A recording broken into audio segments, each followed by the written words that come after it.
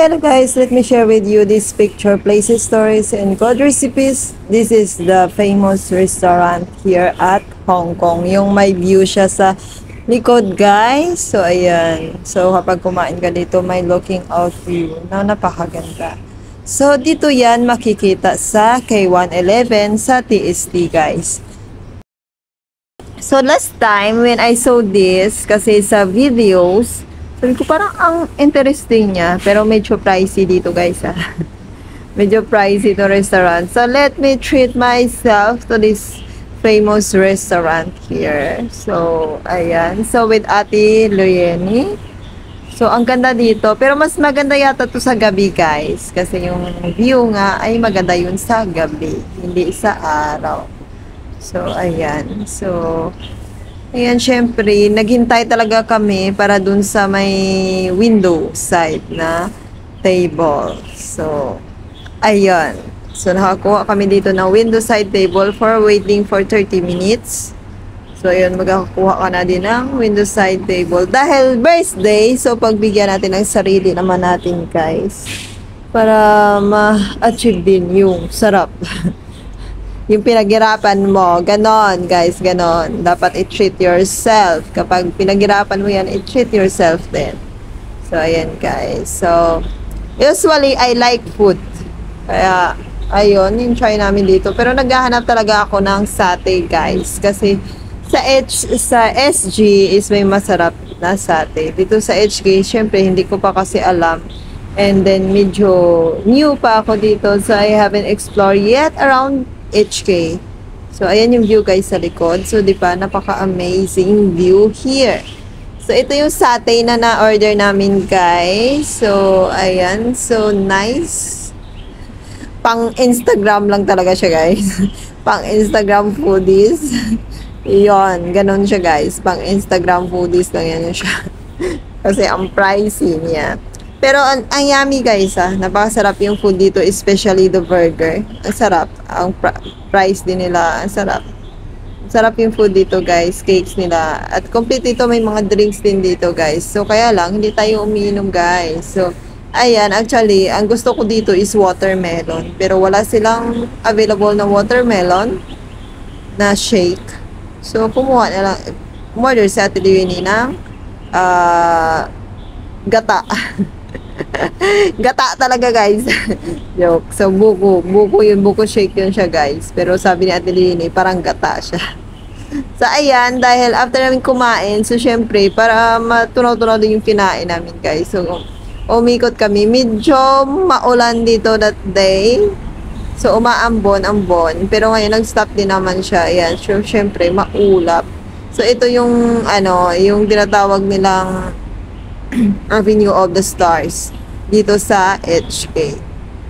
So dahil hindi ko pa to talaga siya naikot, so daanan natin yung clock na sinasabi nilang may clock dito.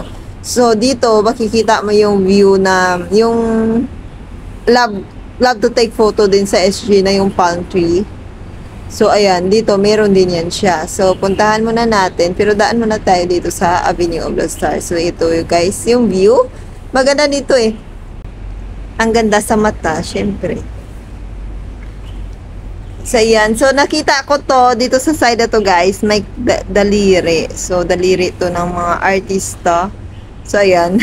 Si Ate Luyeni, sinatry niya kung pareho sila, magkakamay ba sila. So, hindi. So, syempre, ako, magkakamay kami. Pero yung isa dyan is magkakamay sila ni Ate Luyeni. Malaki yung aking kamay. Ayun, malaki ang kamay. Si Ate Luyeni yung kanya. Dito guys, usually marami talagang tao dito. Siguro kasi dito tourist spot ng Hong Kong. So yan, tingnan mo yun. May nagpo-photoshoot pa sa gilid. So dito muna tayo sa side na to guys. So dito talaga is medyo mahaba-haba yung lakaran. At saka pricey ang mga foodies dito guys sa side na to. So ito ay located sa TST sa sinasabi ko. So kung hinahanap po yung picture ko na nakatayo dyan, nakahiga-higa dyan. Ayan siya guys, yan yung place na yan. So dyan ako nag-take photo niyan guys. So syempre ayan yan. So in-upload ko dito guys. So how to take photo. Ganon yun. So, syempre, trip ko yun, guys. Ayaan mo na, pagbigyan nyo na. Ganon talaga pag off day, guys.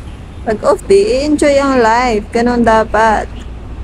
So, ayan, with Ate Liene. So, I think I'm like a kid when I was when a close friend, siguro. Parang bata ako, guys. Parang ganon. Kasi, usually, kapag comfortable ako, nag-out of comfort zone ako. Ganon. So, I'm with Ate Liene here. So, ganun yung mga trip-trip ko, guys. Kasi, hindi mo naman kasi alam. Si Ate Liene kasi on the go eh, like my friend. So, girlfriend siya ni Ate Ro, yung friend ko doon sa SG. So, si Ate Liene. So, yon. So, magkasama kaming dalawa. So, I message her in advance kasi syempre may curfew to siya. So, 5 o'clock uwi na si ate. So, ayun, naggala muna kami. Kaya pala, ate, ayan pala yung binagagawa ko. Kaya nagtumbling yung cake niyang binigay sa akin. So, ipopost ko guys yung cake ni Ate Liene. I'm so sorry, ate. Nagtumbling yung cake kasi yan pala yung pinagagawa ko. Kaya hindi na, nagtumbling na yung cake ko. Hindi ko na na-blow. Pero at least, napakilabahan naman. Nakain pa din naman siya. So, ang mahal pa naman.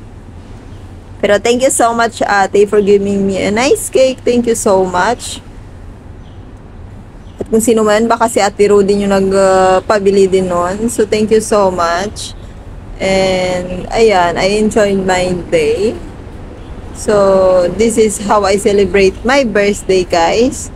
So, usually, I celebrate with the people that I close. So, yung close friend ko or ano, yun doon ako celebrate. Pero kung hindi guys, kasi nung nakaraan, sabi ko talaga is, parang ayaw ko mag-celebrate ng birthday kasi I don't have friends. But, I meet ka-plastic group, is Sislin Journey, at si Ate Liene kasi, girlfriend to ng friend ko doon sa SG na si Ate Ro. So, nakikita ka. So, ito yung place na sinasabi ko, guys. So, beautiful ang place na to. So, ayan. So, dito ako nag-take photo din ng yung may pamodel-model, guys. Ganun. So, wala lang. Trip ko lang. Bakit ba? So, ayan lang, guys. Ang aking advanced birthday celebration with Ate Liene. So, thank you for watching, guys. Please don't forget to like, comment, and share if nagustuhan nyo itong video. God bless you and take care always. Please respect each other and be kind always.